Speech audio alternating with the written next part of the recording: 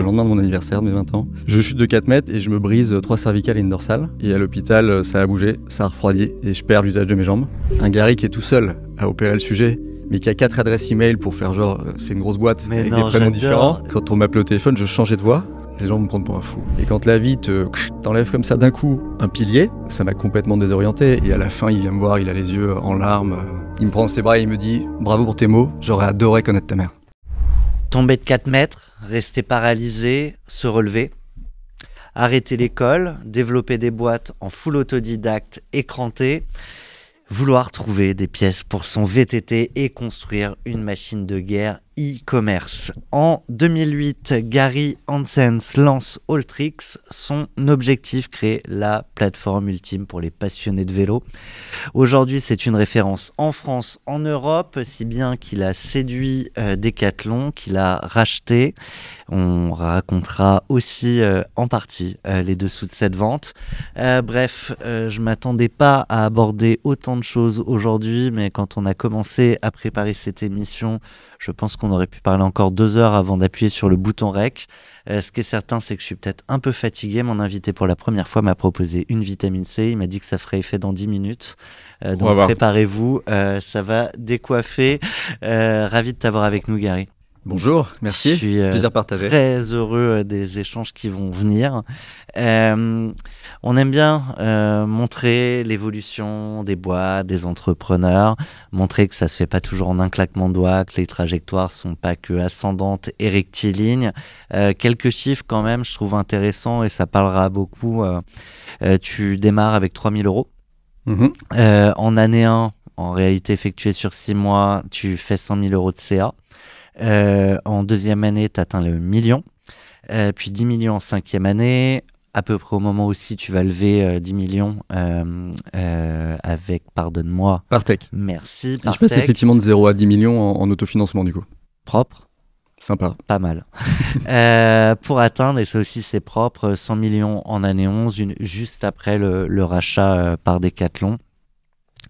Tu m'as promis de tout aborder, donc j'essaierai de creuser tout ce qui peut m'intéresser, le pro, le perso. En tout cas, on lance officiellement ton 40 nuances de Next après ce jingle. Juste le temps pour celles et ceux qui nous découvrent grâce à toi de s'abonner à la chaîne ou au podcast, évidemment sur YouTube ou en audio.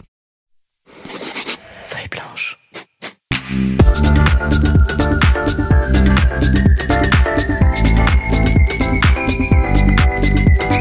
40 nuances de Next.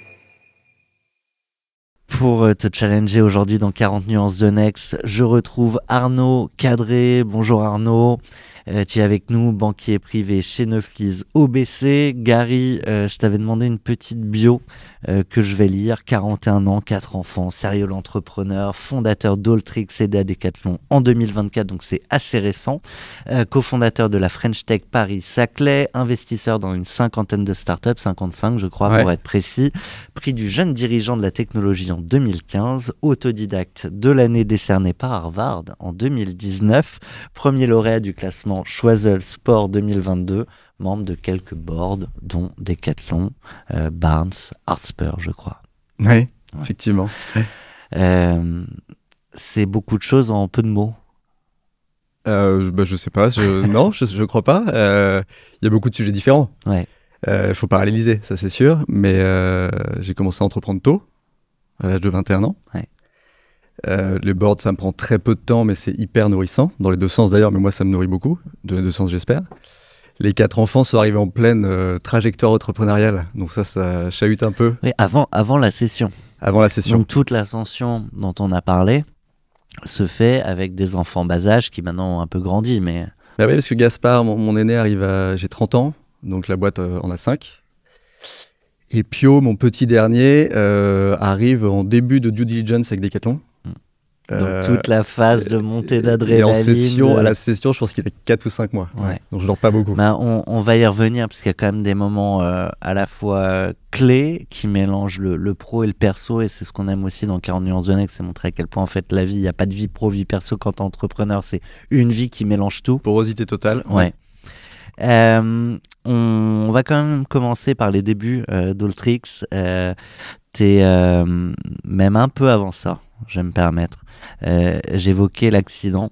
Je sais que tu en as déjà parlé ailleurs, donc l'idée c'est pas de tout redire et de la même manière, mais je trouve que c'est quand même un élément assez fondateur de ta trajectoire, une trajectoire qui pour le coup s'arrête au moment de l'accident, en tout cas statique. Ouais, effectivement. Oui, écoute, c'est les accidents de la vie, donc tout le monde n'en a pas et pas toujours au même âge. Bon, en l'occurrence, j'ai 20 ans. Je suis sorti d'un baccalauréat que j'ai obtenu en éco-spé-éco en candidat libre. Déjà. J'aurais un rapport à l'autorité un peu spécial. Donc t'as pas arrêté l'école uniquement à cause d'accident, t'étais déjà entre deux... J'étais déjà en hybride sur ma terminale, mais je l'ai eu. Et à l'âge de 20 ans, effectivement, après je suis à la fac, et à l'âge de 20 ans, je continue à faire du vélo à un certain niveau. Un dimanche matin, le lendemain de mon anniversaire de mes 20 ans, je chute de 4 mètres et je me brise 3 cervicales et une dorsale. Je sors du bois en marchant, une amie m'emmène à l'hôpital, et à l'hôpital, ça a bougé, ça a refroidi, et je perds l'usage de mes jambes. Alors du coup, on sort un peu du sujet purement entrepreneurial. Moi, je suis curieux, je crois, comme toi. Mais c'est quoi la première pensée au moment où tu te rends compte que ta jambe bouge plus ?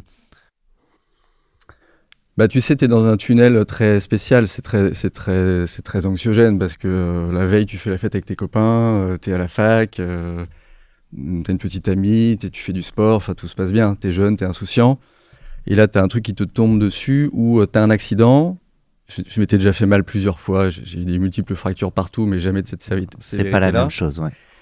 Et là, je sens plus mes jambes et je suis dans un hôpital où ils savent pas gérer ce niveau de gravité dans l'Essonne, donc on me transfère à Paris. Je vois les mecs un peu livides. Et là-bas, on m'explique qu'il y a des écrasements, que ceci, que cela, que je vais passer au bloc, que le risque que je ne marche plus est très important, que le risque global existe, parce que l'opération va être très lourde. Ce que tu appelles le risque global, c'est vital. Vital parce que je suis très affaibli, parce que y a des sujets de moelle épinière qui sont pas loin, parce que je rentre dans un bloc pour 4 heures et il passe 11 heures sur moi finalement, parce que c'est chaotique à l'intérieur. Et donc voilà, mais bon, je te la fais courte. Le truc, c'est que t'es pris, on te sort de ta vie, on te met dans une bulle. Voilà ta nouvelle vie. T'as pas choisi la temporalité. Ouais. Et là, on te dit, tu pensais que lundi, t'allais à la fac et que ton programme, ça allait être ça. Non. Tu vas recommencer par l'essentiel. Ton programme, ça va être de te battre, accroche-toi, de te découvrir et de sortir de ce truc-là. Et ça a duré 1 an. Et ça a été extraordinaire. Alors, effectivement, après coup, tu vois tout ce que ça a pu générer. Peut-être, j'aime pas ce mot-là, mais de mindset, évidemment. Ouais. En tout cas, de regard sur la vie, peut-être d'approche au stress qui est peut-être plus le même selon les sujets dont on parle, quoi. Ouais, c'est sûr que ça épaissit ta peau énormément. En tout cas, ça te montre que ta peau, c'est plus tannée que non, mais ta peau, c'est surtout c'est cette expression, c'est sauver sa peau. Le reste, c'est pas très grave en fait. Je pense que la vie, c'est ça, c'est protéger la peau des autres et sauver la sienne. Là, t'arrives là, t'as 20 ans, t'es encore un peu débile à cet âge-là, ça te ramène dans un sas de maturité en 24 heures. T'as un rapport, je pense, social avec les gens qui est celui d'un jeune de 20 ans. Là, tu rencontres des gens plus seniors, plus âgés, plus sérieux, qui essaient de dire les choses, qui t'expliquent à faire s'accrocher, qui te soutiennent. Moi, j'ai eu des moments, tu sais, tu dors pas la nuit, t'es sous morphine, t'as des phases de délire. Donc c'est très spécial. Mais ouais, je dis c'est extraordinaire parce qu'effectivement, ça a été très dur, mais je suis sorti avec des clés sur comment je fonctionne. Extraordinaire. Et alors justement, c'est quoi la clé ? De la tienne en tout cas, de comment toi tu fonctionnes, pas forcément une clé universelle, mais... Il y en a plusieurs, il y a déjà la clé très... on va ramener ça à l'entrepreneuriat, mais t'as le sujet de la capacité d'exécution quand tu rentres dans un truc comme ça. Je fais exprès d'utiliser des expressions très... je fais face à quoi ? Qu'est-ce que j'ai comme asset pour essayer de me sortir de ça ? Est-ce que si je fais plus de kiné, ça marche ? Est-ce que si moralement je m'accroche, ça va m'aider ? Est-ce qu'il y a des gens qui vont m'inspirer ? C'est quoi qui me tire pour l'étape d'après ? Et il y a cette idée de, à minima, ce qui me reste, c'est encore mon cerveau. Qu'est-ce que je peux en faire ? Ouais, oui, mais il souffre. Il souffre parce que tu es en décalage avec le reste de la vie. Il souffre parce que tu es bourré de médicaments. Et moi, je suis pas du tout... Tu vois, aujourd'hui, je pourrais prendre plein d'antidouleurs parce que j'ai toujours des douleurs au niveau du dos, mais je n'en prends pas parce que c'est pas du tout mon modèle. Que de la vitamine C. Je prends que de la vitamine C quand j'ai dormi 4 heures comme toi. Et donc, ouais, donc t'as ce sujet de... je pense que le sport dont j'avais beaucoup fait l'expérience auparavant m'a beaucoup aidé à m'accrocher et essayer d'en faire plus que ce qu'on me disait de faire. Et les autres clés, c'est qu'après, ça c'est un cadeau extraordinaire de la vie, c'est que quand tu sors d'un truc comme ça et que tu recommences à marcher, et c'est dur de réapprendre à marcher quand t'as 20 ans, c'est pas le truc que tu fais quand t'as 15 mois, hein. Ça prend des semaines, tu perds l'équilibre, t'as des troubles, etc.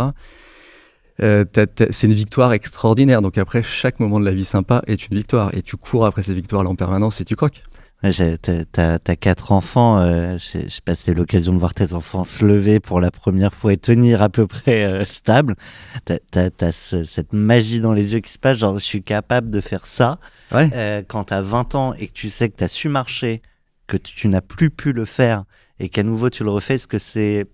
Alors évidemment on se rappelle pas de la sensation qu'on a eue quand on avait quelques mois, mais... C'est assez proche. Mais c'est justement ça qui est drôle, c'est qu'en fait tu regardes tes enfants faire et t'as un regard sur la manière dont ils le vivent que peu de gens ont. Parce que tu te souviens pas quand toi tu l'as fait à 15 mois, mais quand tu te souviens très bien quand t'as réappris à 20 ans. Et t'as une lecture du sujet qui est très particulière. Mais bon, c'est la vie. Bref. Non, je pense que la clé, c'est de te ramener à l'essentiel, à ce qui te drive, ce qui t'amuse. Pour moi, le rire et l'amusement, je pense que c'est ma première clé. J'ai toujours dit, je peux pas bosser avec des gens avec qui j'ai pas envie de bosser. Alexandre Astier dit, j'ai décidé de plus jamais bosser avec des connards dans le texte. Ouais. Non, mais je le dirais pas comme ça, mais il a le droit de le dire comme ça. Mais moi, j'ai besoin de bosser avec des gens fun. J'ai besoin de bosser avec des gens qui ont une forme de sensibilité. J'ai besoin de bosser avec des gens qui quand ils vont pas bien, partagent. Tu vois, j'ai besoin de gens vrais, j'ai besoin de gens authentiques. Moi, je suis comme ça. Après, on n'aime pas, mais c'est des. J'ai dit ça à un copain il y a quelques semaines. La vie, c'est quand même un tiers du temps dans ton lit. Donc, il faut avoir un bon lit. c'est un tiers du temps avec tes proches. C'est un tiers du temps si tu es entrepreneur. C'est même pas un tiers, hein. Ouais, et ça peut être plus. Plus. Et pas forcément entrepreneur d'ailleurs, sur des sujets sur la vie professionnelle. Donc si tu peux quand même sur 2 ou 3 tiers être avec des gens pas trop relous, c'est sympa. C'est une bonne équation. J'accélère volontairement hein, parce que on a beaucoup de sujets que j'ai envie d'aborder. Donc j'accélère. Tu vas lancer 2 boîtes, je crois, dans la foulée. Mais j'aimerais qu'on arrive à Alltrix. Je le disais en intro, tu cherches juste des pièces, les meilleures pièces possibles pour ton VTT au départ. Ouais, en fait, on se demande toujours comment arrive l'idée. T'as plein de gens qui ont envie de devenir entrepreneurs, qui se disent j'ai pas d'idée. Ouais. Donc ils vont regarder parfois à l'étranger, faire un copycat, d'autres qui attendent que quelqu'un arrive en disant j'ai une idée, tiens je peux rentrer. Et en fait juste en observant autour de soi ce dont on a besoin, ce qui nous manque. Et là, c'était ton cas. Ouais, moi c'est drôle, je te fais très courte, c'est que Ça, on a 1h30, hein, t'es pas obligé de faire Non, mais tu me dis j'accélère, donc... Moi, j'accélère, toi, prends ton temps. Je vends effectivement très modestement ma seconde boîte à l'âge de 25 ans, fondée à l'âge de 22 ou 23, et la première, c'était à 21. Et donc feuille blanche. Sympa. Clin d'œil. Je me dis, tiens, j'ai renoué un peu avec le sport, parce que c'est un truc qui fait partie de mon équilibre. Je refais du vélo et je me dis, tiens, je vais aller me faire des balades en vallée de Chevreuse. Je vais réfléchir. Je prends du temps pour moi et puis je pense à la prochaine idée, prochain projet. Et donc, je fais notamment du vélo. Et j'ai des besoins matériels sur mon vélo. Donc, tu vois, c'est assez drôle en fait. C'est dans le cheminement pour essayer de trouver l'idée que je me retrouve avec des besoins à gérer dans ce cheminement que l'idée va venir. Et en fait, je vais voir 1 ou 2 boutiques, magasins, et je trouve que je suis pas accueilli de manière extraordinaire. Je trouve que l'offre est pas la bonne. Je trouve que... d'un point de vue pléthorique de l'offre, c'est-à-dire que dans le magasin, t'es limité en... non, mais de toute façon, je tire pas une balle sur ces gens-là, mais c'est-à-dire que de toute façon, un magasin, c'est limité. Ouais. C'est un et floor, dans l'espace, c'est fini. Ouais. Un floor physique, ça coûte un certain prix. je suis assez bien placé pour savoir que des catalogues dans le Alltrix aujourd'hui adressent le marché du vélo, de la course à pied et de l'outdoor. C'est 200 000 références. Tu mets pas 200 000 références dans un magasin. Donc. Mais je le sais pas à l'époque. Et moi, j'ai besoin d'un truc. Ils ne l'ont pas. Ils peuvent l'avoir, mais c'est hyper long. C'est pas clair. Je sors de là, c'est une catastrophe. Je suis hyper customer-centrique, moi. J'adore l'expérience client et j'adore... je suis vraiment... ça, c'est un rapport avec l'accident, très probablement. Je suis dans l'intensité. Je suis dans l'immédiateté. Donc, j'essaie de ne pas être un enfant terrible, mais bon, je suis quand même... j'aime bien quand ça va vite. Je sais pas si c'est lié à l'accident. Je connais beaucoup d'entrepreneurs et beaucoup de gens en général qui ont d'ailleurs passé à travers là, qui ont ces réflexes-là et ces attentes-là. Bah non, mais je refais une parenthèse sur ce qu'on se dit il y a 3 minutes. Quand tu as un accident comme ça et que tu te dis, mince, ma vie peut s'arrêter, j'ai 20 ans, c'est un peu court. Ouais, perdons pas de temps à savoir si je vais avoir une pièce. Les 20 suivants et les 20 d'après, tu les vis de manière très, très, très, très intense. Et je peux pas me changer, je vis comme ça sur tout. C'est-à-dire que ce soit pour l'attente d'un colis ou pour la vitesse dans un projet, j'ai besoin que ça aille vite. Et donc je me dis, bon, intéressant, est-ce qu'il n'y a pas... Donc je regarde un peu le paysage online, il y a un acteur en France, il y a un acteur au UK, ils font déjà quelques millions, quelques dizaines de millions d'euros. Moi je viens de modèle e-commerce sur mes 2 précédentes boîtes, parce que j'en ai pas parlé, mais parce que je suis un peu alité à la maison, j'ai de la kiné, etc. Et c'est un modèle où tu peux faire du lit, hein. Tu peux être chez toi, si tu présentes bien au téléphone et par mail, tout se passe bien. Donc bon, je reste sur ce modèle-là, et puis remettons-nous dans le bon calendrier. Je lance ma première boîte e-commerce en 2004 et Alltrix en 2008. Donc c'est quand même les tout débuts du e-commerce. Ouais. Aujourd'hui, c'est plus dur de lancer des modèles e-commerce, mais à l'époque, il y a tout à faire, quoi. Dans t'as d'autres freins, mais il y a tout à faire. Et donc, je décide de lancer Alltrix, dont la promesse est d'avoir au début 20 références sur le marché du vélo, mais avec une promesse de tu commandes, tu l'as le lendemain. Et on l'a jamais perdu, ça. Et avec les 200 000 références aujourd'hui, c'est toujours valable. Et donc, je pars avec 3 000 € dans le garage familial et l'aventure se lance. Très rapidement, ça va commencer à prendre. Je fais volontairement les petites accélérations. Mais c'est quoi les premiers sujets sur lesquels tu dis là j'ai cranté quelque chose? Il y a toujours cette phrase que beaucoup d'entrepreneurs disent, ça commence à prendre. Où c'est pas mal de petits signaux faibles, mais en fait qui commencent déjà à construire quelque chose qui va être pérenne. Alors écoute, je pense que tu as X chantiers sur lesquels on a travaillé qui servent un truc, c'est la fidélité, et donc de manière un peu brute, le repeat business. Et quand tu es au tout début et que tu as c'est toujours un premier, le premier client, 3, 10 clients. Le marché du vélo, c'est un marché où les gens consomment assez régulièrement parce que tu as du consommable. Et des passionnés. Ouais. Mais tu vois, ça s'use. Donc, de toute façon, les gens ont des besoins. Et donc, c'est hyper intéressant parce que si tu as livré une première commande et qu'effectivement, 1 mois après, le même client revient, là, tu te dis, il y a un truc qui se passe. Et les KPI aujourd'hui, les chiffres clés, de Alltrix sont monstrueux en la matière. Je veux dire, un client en moyenne achète chez nous 3 fois par an. Ce qui est beaucoup. Ouais. Et on a un taux de repeater qui est, je vais pas dire de bêtises, mais je crois de l'ordre de 60% chaque année. Donc c'est très très fort. Là tu crantes tes séparations et tu crantes. Faut remettre aussi le truc dans son contexte.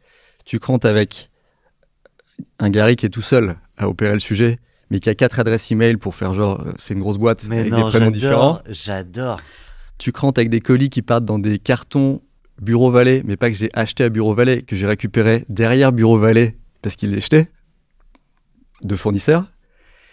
Et donc en fait, c'est bootstrappé partout et les gens reviennent.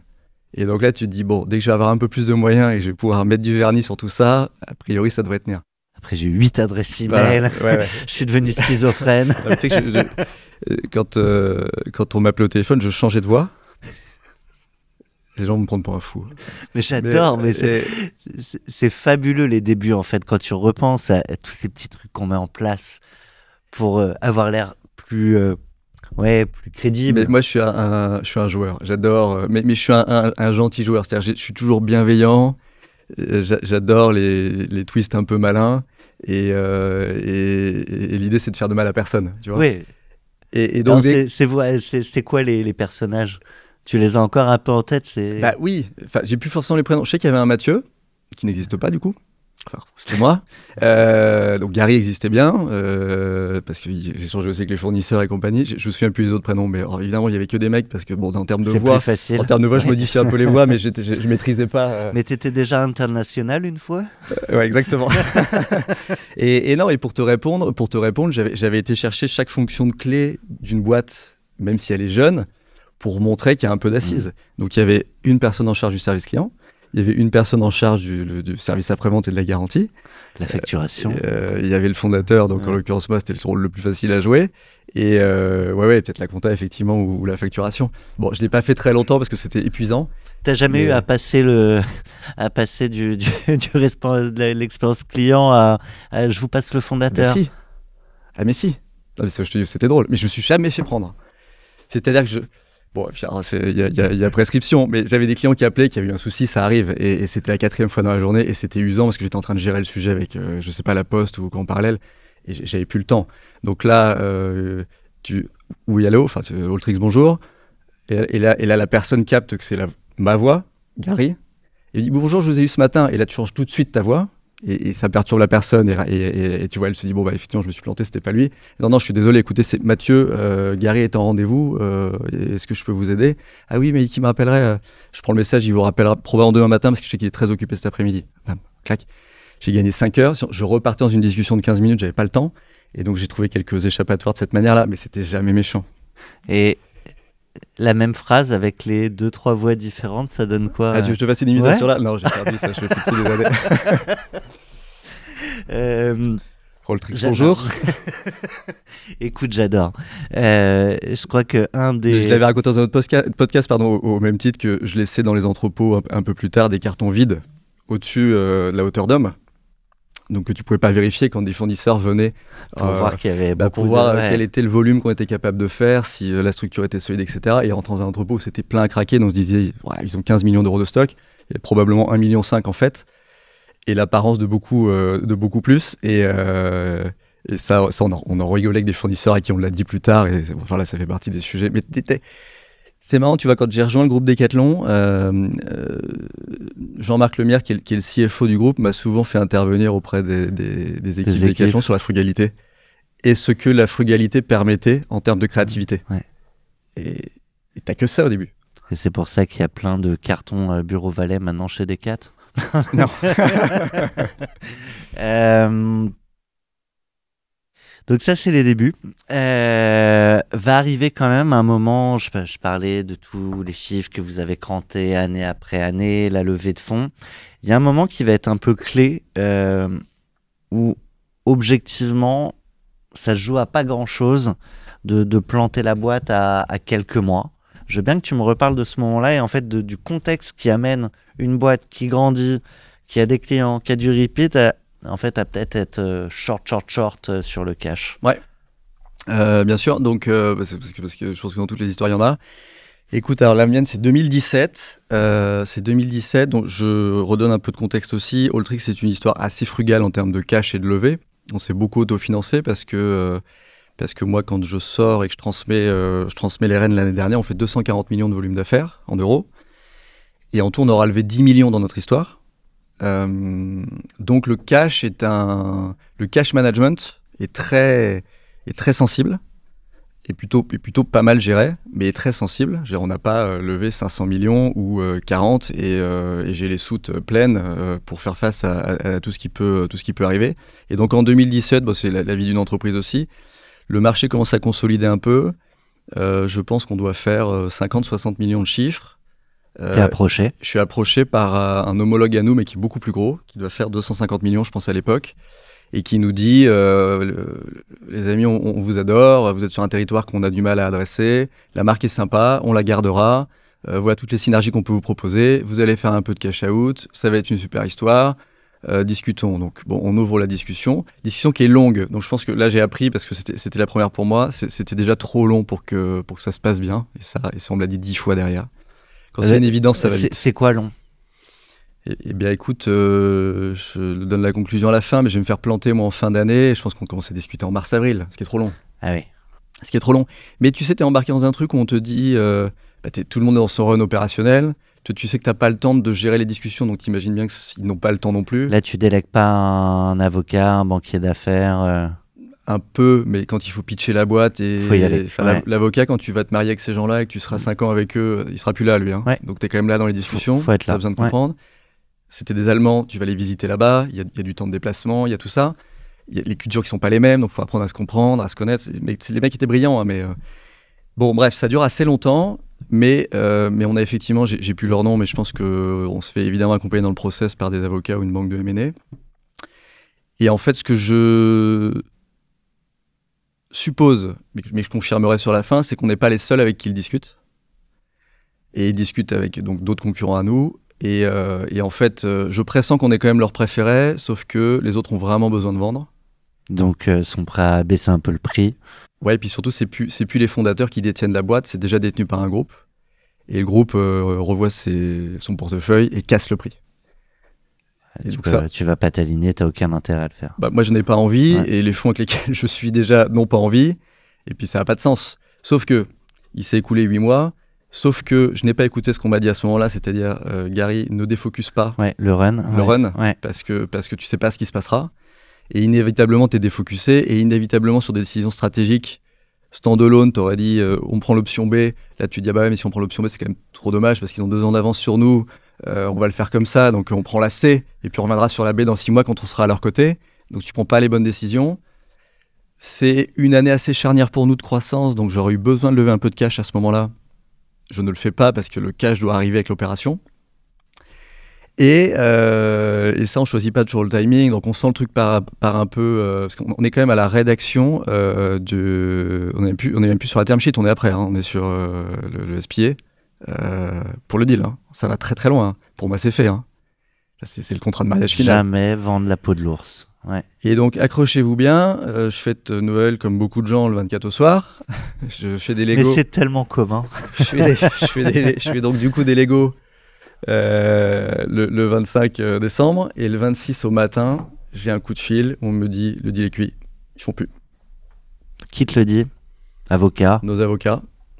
Oui, c'est pas un appel d'entrepreneur pour t'expliquer. J'ai un message, j'ai pas d'appel. J'ai un message. Bon, Gary, tu connais la vie de l'entrepreneuriat, c'était super, mais on a pris une autre option. Belle route. Merci. Bien cordialement. Bon, moi, le sujet, c'est que là, j'ai déconné. C'est que. T'avais pas de plan B. Bah non, mais t'as compris, c'était tellement fait à 99,9% que je suis très très léger en cash au point de pas pouvoir payer les salaires du 31-12. Donc on est 5 jours plus tard. Et là, bon, j'ai des valeurs. Tu te prépares quand même, parce que dans ces moments-là, il va falloir trouver des solutions, mais qu'on ne trouve pas toujours. Tu prépares un peu dans ta tête le discours de les gars, avec toutes les responsabilités que j'ai, on n'y est pas. Vis-à-vis des équipes, tu veux dire ? Et on pourra peut-être pas. Tu le prépares quand même? Ouais, évidemment. Bah, en fait, je fonctionne très bien en étant au pied du mur. Par contre, j'aime bien avoir plusieurs options au pied du mur. Donc, je prépare les options. Bon, je sais qu'il y en a quand même une idéale, c'est de ne pas avoir besoin de prendre la parole, de prendre sur moi, de gérer entre le 26 et le 31 ce qu'il faut pour que les équipes se rendent de rien. Ouais. Compte de rien, pardon. Bah, j'ai eu d'autres épreuves après, perso aussi, dans ma vie d'entrepreneur. Je me suis toujours attaché à arriver avec le smile le matin au bureau, même si j'avais pas dormi de la nuit. Et que ça avait été dur parce que je pense que mon rôle est aussi d'énergiser les équipes. Et c'est horrible de dire ça parce que évidemment, enfin, j'en parlerais pas aussi librement si j'étais contre le principe du fait que tout le monde a le droit d'aller mal à un moment. Mais dans une organisation, quand tu as besoin d'énergiser, t'as quand même un peu le devoir d'être le dernier qui va pas bien. Ouais. Voilà. Et donc, en tout cas officiellement. Bah ouais, et puis un business angel d'Altrix, Fabrice m'avait dit assez tôt aussi, quand j'avais fait face à un autre problème avant, j'étais pas en train de pleurer, mais il m'avait dit, tu sais, ça sert à rien de pleurer face au problème, ce qu'il faut c'est garder son temps et son énergie pour les gérer. C'est bête et méchant, mais c'est vrai. Et donc là je me dis, ok, je suis planté, est-ce que je peux changer le truc? Non, qu'est-ce que je fais? C'est l'idée, la peur n'évite pas de danger. Ouais, et donc en fait, bon, il me manque quand même quelques centaines de milliers d'euros pour payer les salaires, donc je ne les ai pas sur mon compte. Super conseil, maintenant. Voilà. Ils sont où? Et en fait, écoute, c'est là où je pense que la vie, c'est d'être gentil avec les gens, c'est d'être loyal, c'est d'être reconnaissant, c'est d'être fidèle. c'est de créer de la confiance. J'appelle Hervé Savournin, qui est le directeur régional de la BNP, ou départemental, je ne sais plus, mais en tout cas qui est le plus haut gradé, qui nous gère sur le plan financier. Je l'ai le 26 décembre à 22h. Parce que je lui glisse un message dans la journée et il me fait un texto à 21h59 en me disant est-ce qu'on peut se parler là. Je l'appelle. Qu'est-ce qui se passe? Je lui dis écoute, il était au courant du process. Je lui dis ça a planté. Ça a planté. Je prends ma part de responsabilité. Bon, maintenant, il faut qu'on fasse face. Je n'ai pas le cash. Je pense que la BNP est là. Comment on fait? Il me dit écoute, je suis hors délégation. Là, le montant est beaucoup trop important pour moi. Il faut que je passe par comité machin, on discute rapidement, mais le rétro-planning fonctionne pas du tout. Pour le 31 décembre, ça va être short. Ouais. Et c'est là où je le remercierai, je pense jamais assez pour ça, on dort là-dessus. Et il me rappelle le lendemain matin et il me dit bon, je gère le tampon et l'élastique, on va faire autrement. On trouve un montage où une ligne par-ci, une ligne par-là, une ligne là, il arrive à trouver 500K.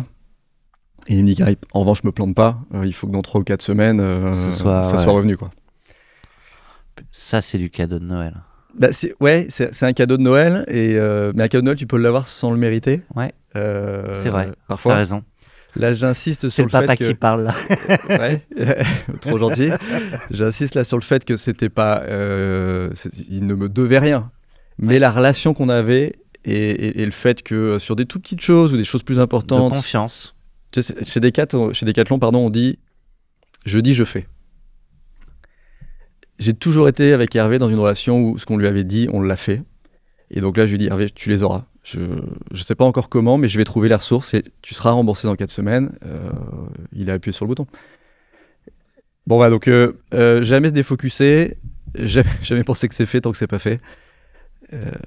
Après, tu avais l'option B de prendre la voix de Nicolas Dufour qui est de dire on a un accompagnement de la BPI qui suit à hauteur de... Ouais, mais je suis pas sûr que j'ai le temps pour me retourner non plus. C'est important de rappeler ces moments un peu clés de la vie d'un entrepreneur. Encore une fois, 40 nuances de Next, Cash Out, on parle d'entrepreneurs qui sont arrivés à des stades que beaucoup envient. Mais à quel point ça ne tient à rien. Ouais, et puis je te fais le chapitre 1, mais le chapitre 2 en 30 secondes, c'est que du coup, je dois engager un tour de levée de fonds derrière, parce qu'en dette, je suis au bout du bout. Donc, j'arrive pas à le processer dans les 4 semaines, et je trouve d'autres solutions pour rembourser la BNP. Mais je close un tour en 2 mois. Il y a prescription, c'est ce qu'on appelle un flat round. Ah oui, non, Partech était déjà là. Hein. Partech était déjà là. Il y a prescription, c'est ce qu'on appelle un flat round, c'est-à-dire que la valo ne progresse pas alors que j'ai pas levé depuis 2 ans, et que la boîte a probablement cru, je sais plus, 30 ou 40% entre les deux. Mais il faut y aller. J'ai pas le choix. Ouais. J'ai pas le choix. Et en fait, à un moment, il faut arrêter de se fendre le cerveau sur ma dilution, machin. Ok. À un moment, c'est pour planter la boîte. Tu as construit plein de choses. Voilà. Il faut que ça continue. Ouais. Je fais encore un coup d'accélération. Et encore une fois, la vie perso qui forcément heurte la vie tout court et donc la vie pro. Je le dis comme ça, tu vas perdre ta maman. Ouais. Et en fait, ça va aussi... c'est peut-être aller un peu vite en explication, mais ça va amener aussi à l'idée, bon, je vais sortir d'Oltrix d'une manière ou d'une autre, et en l'occurrence, potentiellement avec Decat. Ouais, tout à fait. Ouais, parce que ça, c'est dans l'ordre logique des choses. Les parents partent à un moment, mais à 63 ans, en 10 jours, d'un cancer du cerveau dont on n'a jamais expliqué l'apparition, c'est un peu dur. C'est très dur même. Et puis ce qui est très dur, c'est que tu es dans un... Ça, c'est les entrepreneurs. On est toujours en train de rêver. Donc je me disais, j'ai monté une boîte. Ça me prend beaucoup de temps, mais mon entourage comprend. Et un jour, j'aurai du temps. J'ai déjà vendu à Decathlon. Je suis dans un tunnel où ma mère est encore là en 2019 quand je vends. Elle part en 2022.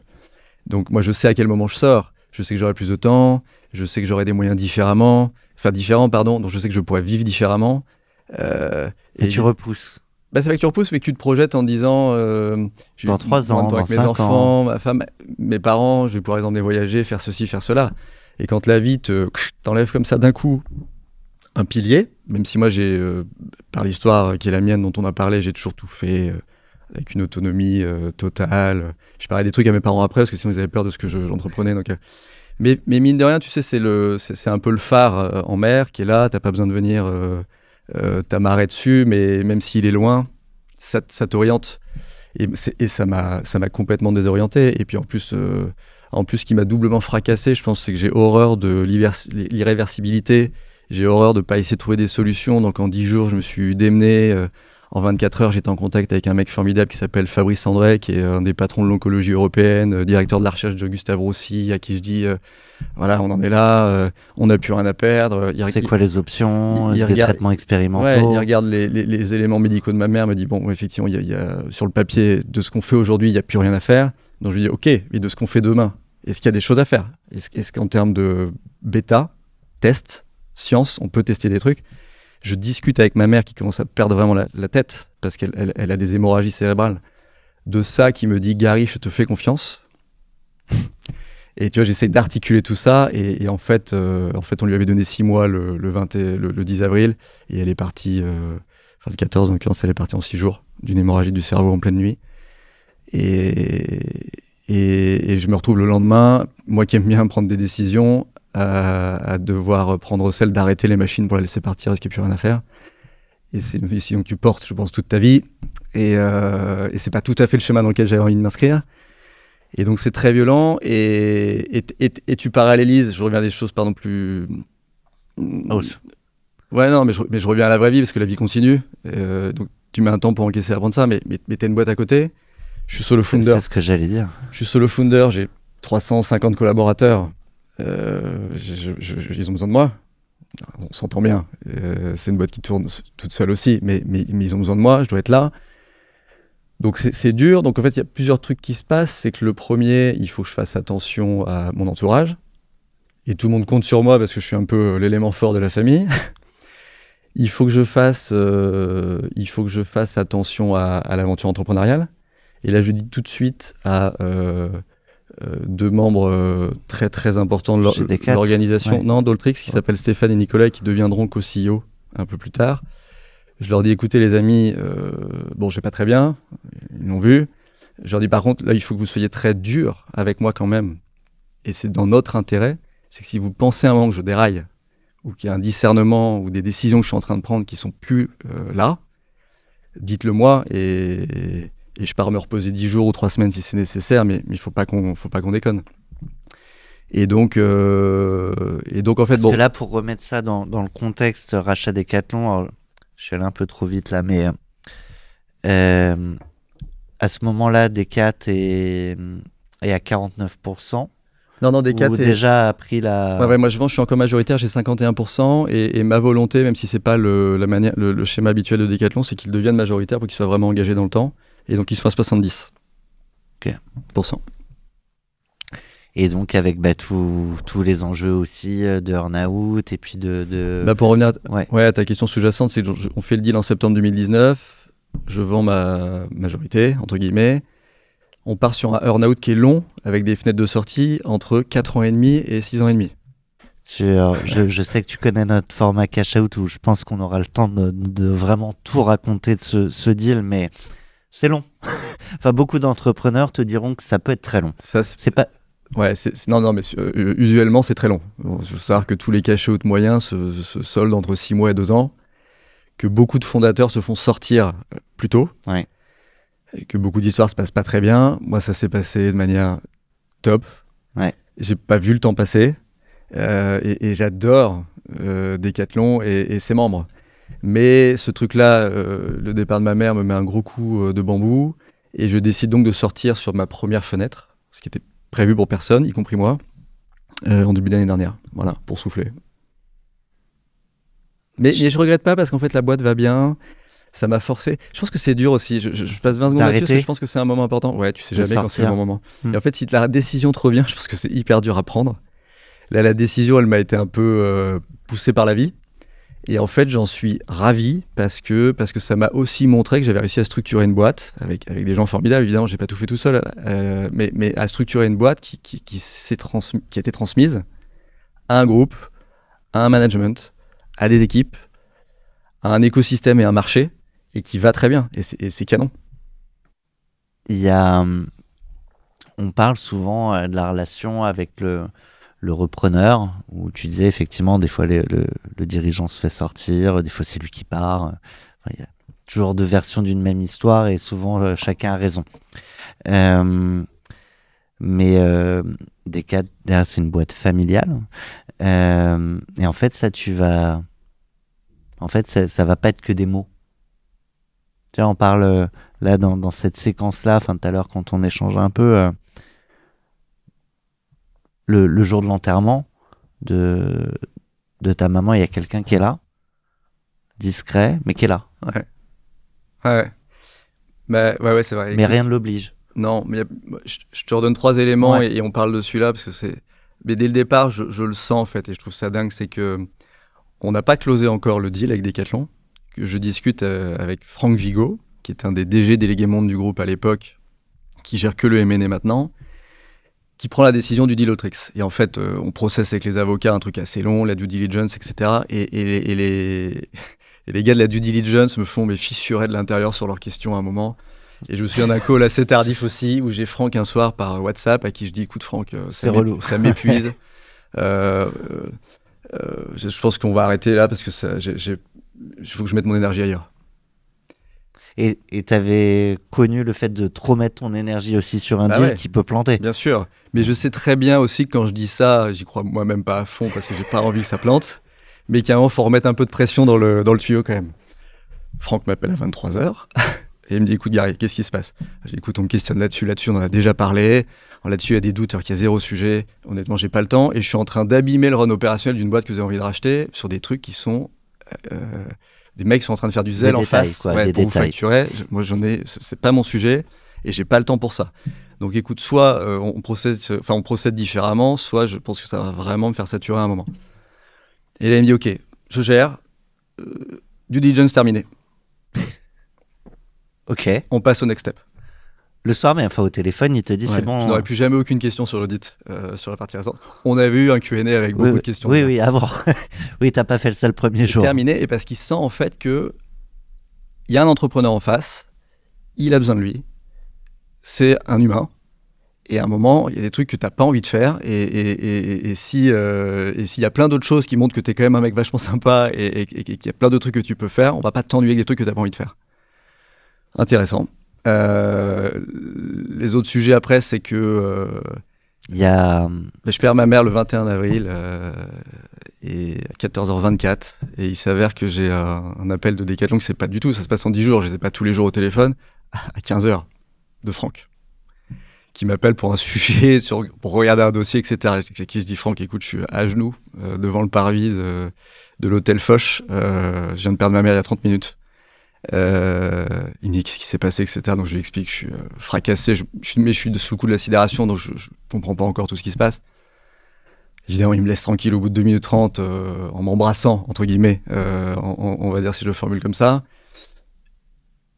Je pense Fabien Derville, qui est le président du groupe, s'interdit de m'appeler plus tôt, mais il m'appelle à 20h.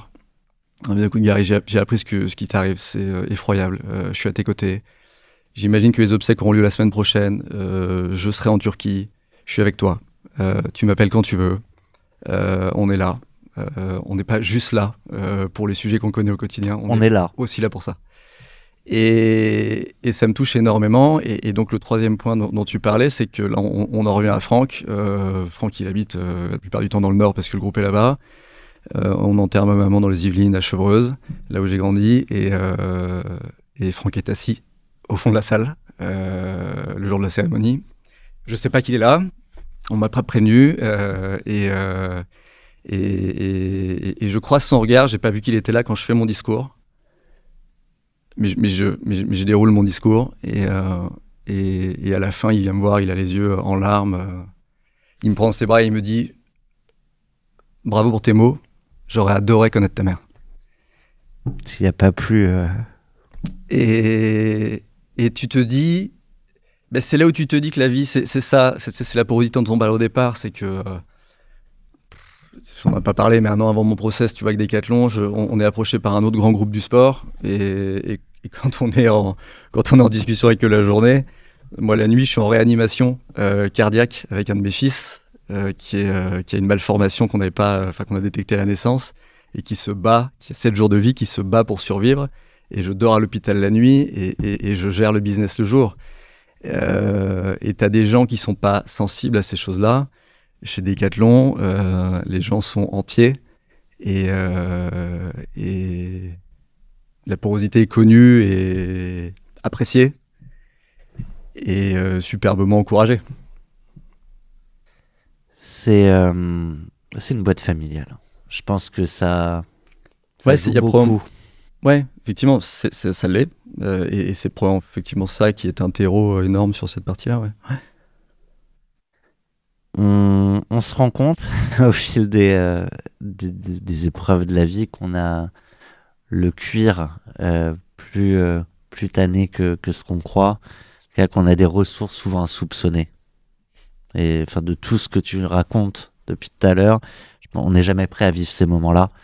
On peut les imaginer parfois par procuration.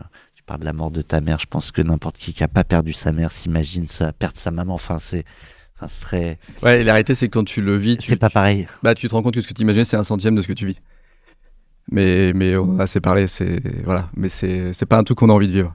Et comme tu le dis, on n'est pas du tout armé pour ces choses-là, même si on se sent très armé sur plein de sujets, on n'est pas armé pour ces choses-là. Et ce qui m'intéresse, du coup, c'est...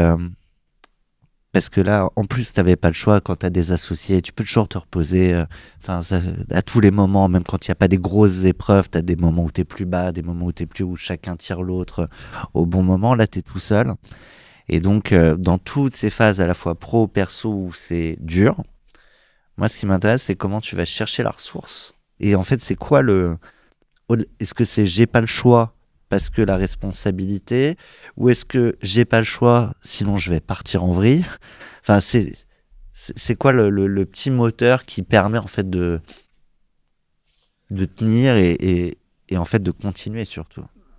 Le petit moteur, mais qui est le mien en tout cas, parce que je pense que c'est toujours très personnel. Ouais, les gens gèrent ça de manière très différente et puis avec une réussite dans la gestion de ce truc-là, très différente aussi, et une temporalité très différente également.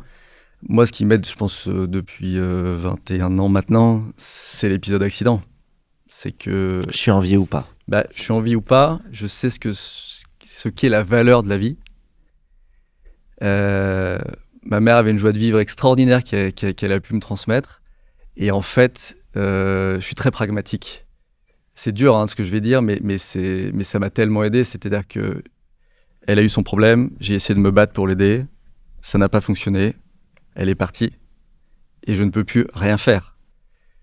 Et le dernier truc qu'elle voudrait, c'est que je me morfonde 70% du temps restant que j'ai à vivre.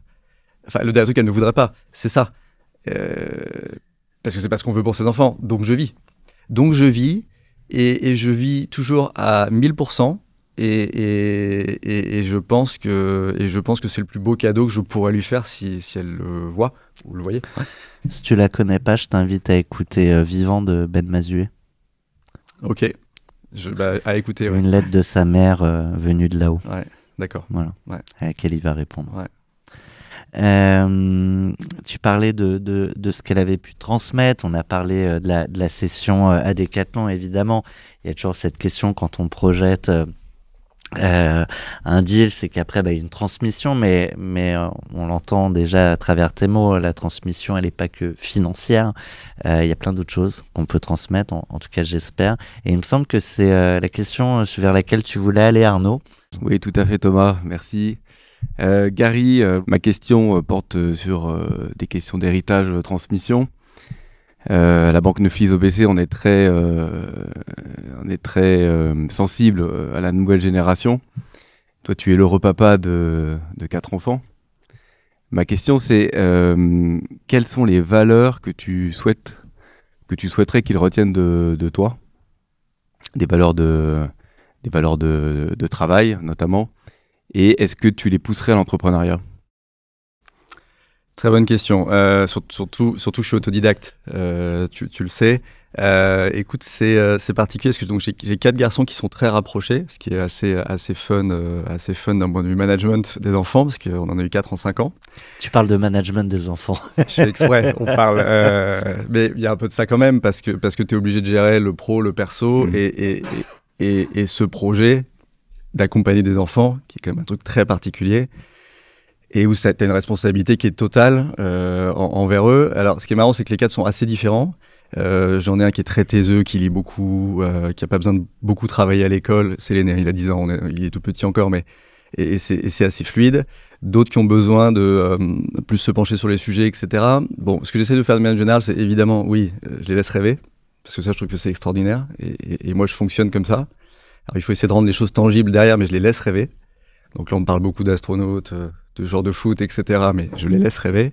Par contre, je leur explique que c'est hyper important quand tu as envie de faire quelque chose d'essayer de commencer à le structurer. La première marche. Bah ouais, la première marche et quelle va être la seconde et pourquoi du coup la première doit être assez stable pour que la seconde arrive. Je pousse énormément leur curiosité qui est hyper naturelle chez un enfant, mais je réponds à toutes les questions, je les emmène sur d'autres questions.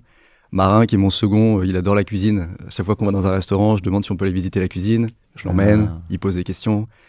Et je pense que déjà, ça c'est le premier bagage à mon avis qui est essentiel pour eux, c'est qu'ils s'intéressent, ils creusent. Voilà, donc c'est ce que je transmets à ce stade-là. Après on verra, mais ce qui est sûr, je ferme la parenthèse là-dessus, c'est pas parce que je suis autodidacte et c'était un peu forcé ce sujet-là, j'aurais adoré faire des études. Tu disais tout à l'heure, ouais. Voilà, j'adorerais qu'ils fassent des études, je leur donnerais tous les moyens de temps, de finances, on ramène ça un peu à l'argent aussi, mais nécessaires. Après, si on veut choisir une autre voie, je les soutiendrai aussi, quoi. Et je vais te proposer une nouvelle rubrique qu'on a inventée spécialement pour toi, mais je pense qu'on récupérera pour les futurs invités. Alors, on l'a inventé pour toi parce que tu me disais, moi, les trucs à punchline où les mecs te disent je vais t'expliquer comment réussir, et à la fin ça finit par achète ma formation, tu l'avais en horreur. Ouais, c'est clair. T'es pas le seul. Mais néanmoins, avec des bonnes punchlines, on peut partager des vraies idées. Et je vais te proposer des phrases. Je vais te demander de les répéter. En plus, avec tes dons d'imitation, je pense que ça va fonctionner. Mais surtout de compléter ces phrases. Donc je dois me prêter à l'exercice des sujets dont j'ai horreur, c'est ça ? Alors non, sur le principe, j'espère que la finalité sera pas la même. Toi que tu finis pas par acheter ma formation, normalement on s'en sort. Voilà. Il y a 3 choses qu'on ne dit jamais quand tu montes ta boîte. Il y a 3 choses qu'on ne te dit jamais quand tu montes ta boîte, c'est que ça sera probablement beaucoup beaucoup plus long que ce que tu imaginais. Y a des gens qui vont te tourner le dos assez régulièrement parce que tu leur donnes plus assez de temps pour d'autres raisons. C'est assez dangereux parce que même quand c'est très dur, c'est très addictif. Et quand on goûte à l'entrepreneuriat, on a beaucoup de mal à en sortir. Ton point 2, c'est les sacrifices perso. Entre autres, ouais. Bah oui, quand t'entreprends, c'est un peu un job d'égoïste, hein. Tu donnes beaucoup à beaucoup de gens par ailleurs, mais t'enlèves pas mal de choses à d'autres. Si on pouvait se dédoubler, on le ferait. De la dispo, de la réactivité. Mes 2 plus grandes découvertes, c'est... Mes 2 plus grandes découvertes, c'est la vraie valeur de la vie, on en a parlé, et le fait que le meilleur médicament sur Terre, c'est le rire. J'en suis pas fier, mais... J'en suis pas fier, mais je pense que j'ai mis beaucoup de temps à trouver, on ne l'a jamais, mais une forme de proche équilibre entre vie pro et vie perso. Et les enfants m'ont beaucoup aidé là-dessus. Et la réalité, c'est quand tu l'as trouvé, cet équilibre, tu t'es meilleur dans les deux. Enfin. Ce qu'on vous dit pas sur la réussite, c'est... Alors, ce qu'on vous dit pas sur la réussite, c'est que quand ça arrive, tout le monde pense que vous avez eu de la chance et que ça a toujours été facile. Et qu'on voit souvent la partie, on ne voit que, c'est le principe d'un iceberg, la partie émergée, mais on oublie souvent la partie immergée qui est très, très, très importante. Le jour où j'ai lancé ma boîte, jamais. Le jour où j'ai lancé ma boîte, jamais j'aurais imaginé que j'en arriverais là. Et surtout, je vais reparler d'une personne qui m'est chère, dont on parlait un peu plus tôt. Ça fait assez rire parce qu'au bout de 2 semaines, ma mère vient me voir et me dit c'est quoi alors tes premiers succès? Écoute, j'ai fait partir 4 commandes en 15 jours et j'ai vu ma mère, mais livide, qui m'a dit bon continue parce que c'est super ce que tu fais, mais peut-être à un moment il faudra que tu arrêtes parce que c'est pas toujours marché quoi. Je me suis dit, bon. Allez, une nouvelle. Si tu dois lancer ta boîte et convaincre tes parents que tu fais le bon choix, tu leur dis. Là, c'est moi qui réponds. Je leur dis, regardez, j'en ai fait 3 avant et ça a pas trop mal marché, je sais faire que ça. Celle-là, elle m'amuse. Ma prochaine boîte, c'est... Là, tout le monde est pendu au... Ah ouais. Là, c'est tricky. La réalité, c'est que j'ai lancé déjà 1 ou 2 sujets depuis 1 an, mais sur lesquels je suis pas full opérationnel. Mais ma prochaine boîte, c'est probablement, j'aimerais bien, en tout cas, une reprise. Je trouve ça assez sympa à différents égards. On peut développer si tu veux, mais probablement une reprise. Ça y est, là, maintenant, on développe. Ok, alors... non, mais Alltrix, c'est un play où on a embarqué 850 marques dans notre catalogue. Patagonia, Nike, marques de vélo hyper connues. Alltrix, c'est plutôt une marque de distribution. On s'est attaché énormément à passer d'une marque transactionnelle. On vous livre vite, on répond au téléphone, on a un super catalogue, l'UX c'est bon, en front, à une marque émotionnelle, très dure. Mais la réalité, c'est qu'on reste une marque de marque. Alltrix distribue Garmin, pour les gens qui connaissent un peu l'électronique, Alltrix distribue Patagonia que je citais. Et moi, d'échanger avec ces gens-là, des Patagonia & Co, j'ai découvert la gestion d'une marque pure. Et je trouve ça hyper excitant. Donc ça, c'est un peu ce qui me drive sur le futur. Et la marque idéale à reprendre, c'est une belle endormie. C'est une qui n'a pas su trouver son public. Et on en vient au deuxième pan ou tiroir de ce qui m'anime, c'est que on est quand même dans une météo sur ces sujets-là en ce moment qui est un peu compliquée. Tu as beaucoup de marques endolories. Ouais. Tu as beaucoup de marques qui n'ont pas pris le virage du online bien souvent, d'une stratégie de marque beaucoup plus sharp, qui avait beaucoup transversalisé ou essayé d'aller taper toutes les catégories alors que c'était pas le bon chemin. Bon, je dis absolument pas que j'ai les clés de réussite sur tous ces sujets-là, mais c'est toujours facile d'analyser ce que les autres ont fait et qu'a priori il fallait pas faire. Et puis tu as quand même surtout beaucoup de cas de réussite et d'échecs qui permettent d'un point de vue machine learning perso d'affiner un peu le tir. Et donc oui, c'est ce que tu dis, comme il y a énormément de boîtes en ce moment qui cherchent à être aidées, qui partent en RJ, ou alors qui un peu plus tôt sentent qu'il faut lancer un process pour transmettre maintenant. Je trouve ça hyper sympa, moi, de récupérer des marques qui ont un héritage hyper fort. Des marques qui ont des décennies, voire plus, d'existence. Je trouve ça hyper excitant. Donc, et puis en fait, la réalité à laquelle je pense que je fais face aussi, et ça je me suis découvert sur la dernière année, c'est que je peux pas m'arrêter. J'ai besoin d'avoir des gens avec moi parce que c'est une aventure humaine. 2, 3, j'ai quand même connu le garage, une boîte de 400 personnes que j'ai créée, un board avec Decathlon où il y a 110 000 collaborateurs, donc des échelles très différentes. Et la réalité, c'est que j'ai refusé des jobs chez Decat où j'aurais pu gérer, et c'est pas mon driver non plus, mais de gérer 5 000, 10 000 personnes. Mais en fait, quand tu commences à toucher... Tu dois en apprendre des choses, par contre. C'est extraordinaire. Ouais. C'est pour ça, entre les aventures perso, pro, etc., j'ai un cerveau qui est un peu cramé de données, mais j'essaie de les organiser au jour le jour. Quand tu commences à toucher des grands nombres, fédérer 400, 100 000 personnes, c'est pas moi qui les fédérais, mais j'ai vécu tout ça. Quand tu commences à avoir des boîtes qui font 15 milliards ou 250 millions, quand tu commences à expédier 3 millions de colis comme l'année dernière pour Alltrix, la réalité, c'est que j'ai rien contre le bootstrap, j'adore ça, j'investis dans des startups qui sont sur des PowerPoint quand elles bossent. Mais c'est cool d'avoir des moyens. D'avoir du rythme, un peu de moyens, et puis surtout, c'est que ça m'amuse, moi je suis un peu détraqué, mais ça m'amuse d'avoir des enjeux forts. Donc d'être sur plusieurs pays, d'avoir des cultures différentes à gérer, d'avoir des volumes qui te mettent sous des contraintes logistiques qui sont fortes, d'avoir des équipes où tout le monde n'est pas toujours d'accord. J'adore ça. Donc il me faut un truc un peu... Il y a toujours des équipes où on est heureusement pas toujours d'accord, sinon on crée plus rien. Tu penses que l'adrénaline serait moins fort du coup à repartir de zéro, même s'il y a évidemment un gros enjeu, un truc qui part de rien, que tu arrives à faire grandir, mais que l'adrénaline day one, c'est quand même pas la même. Non, mais tu vois, comme je suis fait d'une certaine manière où j'aime bien le challenge. Évidemment que l'adrénaline du from scratch, elle est extraordinaire. Je la connais par cœur. J'ai fait 3 fois. T'as envie d'autres adrénaline? En fait, je vais faire une comparaison qui est peut-être un peu maladroite, mais je trouve qu'elle est assez amusante quand même. On est vraiment dans une génération maintenant d'upcycling, de recyclage. T'as des marques qui existent. T'as envie de recycler des marques. Non, mais c'est le terme est mal choisi. Mais je vais. Ce sera pas ta seule contribution pour l'environnement. Enfin, ou alors, il faudra expliquer à tes enfants. Non, je suis venu à vélo. Je suis venu à vélo chez vous, cher ami. Mais non, mais regarde là, tu sais, c'est exactement le modèle. En tout cas, c'est la prise de conscience de la grande distribution aujourd'hui, ou de la moyenne distribution, ou de la distribution de manière générale. On dit pourquoi on reproduit X milliers de trucs par jour ou millions, alors qu'il y a des choses qui existent, et c'est pour ça que des Vinted, Le Bon Coin & Co, et Troc Vélo évidemment, sur le plan du vélo, cartonne, qui est un acteur qu'on a racheté il y a 5 ans sur le site aussi, parce qu'il y a plein de produits qui existent déjà, et qui sont super, qui ont juste besoin parfois d'être un peu cleanés et réinventés.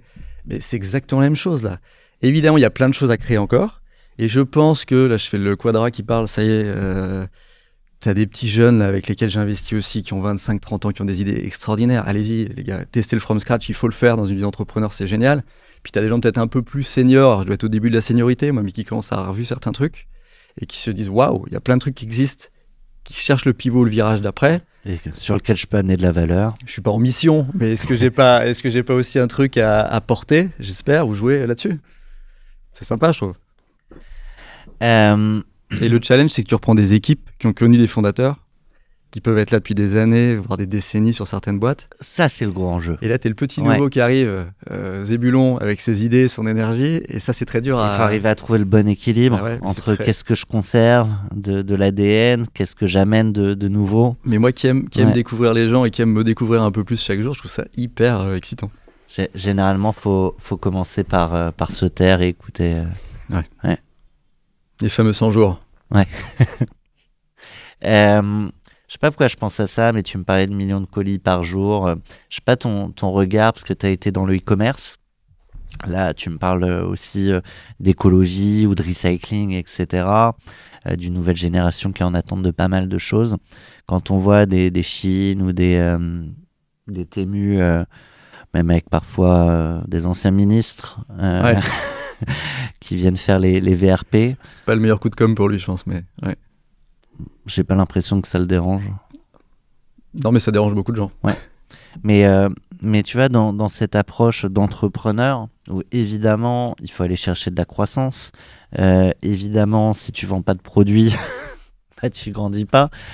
Et en même temps, tu vois, dans ce monde fini, et tu vois, enfin, il y a beaucoup de paradoxes auxquels il faut arriver à répondre.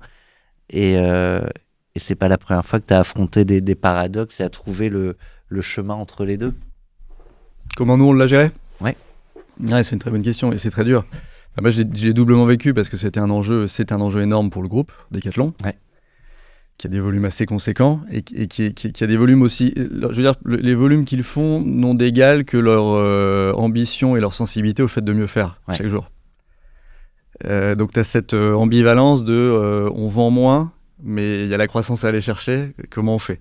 Donc du côté groupe, il y a eu énormément de stratégies et beaucoup de gagnantes d'ailleurs sur comment on pousse la location, c'est quoi les business models de tout ça, c'était hyper intéressant et donc on peut développer si tu veux là-dessus. Et côté Alltrix, écoute, nous on était empreints de la même sensibilité, surtout que c'est le cas de Decathlon aussi, on est quand même, Alltrix particulièrement, sur des terrains de jeu naturels. Donc, tu as plein d'enjeux. C'est-à-dire que nos pratiquants. Respect de la nature. Nos pratiquants, le client type d'Alltrix, il est en montagne, il est en forêt. Donc tu as l'écologie, tu as le sujet de durabilité et de conscience écologique des produits. Tu as les impacts de ton organisation, donc logistique, serveur, data, etc. Donc, tu as plein de trucs à striker en même temps. Le premier gros move qu'on a fait, j'en ai parlé il y a quelques minutes aussi, on a décidé d'aller sur le marché de la seconde main. On a testé nous-mêmes en mode... Avec le rachat de... J'ai oublié le nom, mais... Troc Vélo. Merci. Ouais, alors ça s'est fait en 2 temps parce que premier, on a essayé de bootstrapper le truc et de le faire nous-mêmes. On s'est pris un mur. Ah, j'aime bien cette histoire. Pardon parce que t'es désolé. Bon, à la fin, ça finit bien, mais c'est intéressant parce que t'as souvent cherche les mots, mais cette idée qu'on a les moyens, donc on peut faire en mettant beaucoup de moyens et on peut faire mieux que des choses qui existent déjà. Ouais. Encore une fois, contexte, mais on revient d'une histoire où frugalité, j'ai démarré 3 000 €, etc. Donc c'est vraiment dans l'ADN d'Alltrix, la frugalité. Mais oui, on aurait quelques millions pour faire, mais on se dit, on a un trafic énorme sur Alltrix, on a une confiance de nos clients qui est, j'allais dire totale, très bonne.